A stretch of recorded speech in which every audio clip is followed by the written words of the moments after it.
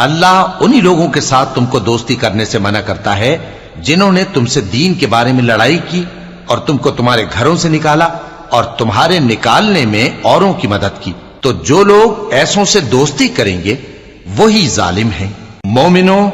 جب تمہارے پاس مومن عورتیں وطن چھوڑ کر آئیں تو ان کی آزمائش کر لو، اور اللہ تو ان کے ایمان کو خوب جانتا ہے۔ سو اگر تم کو معلوم ہو کہ وہ مومن ہیں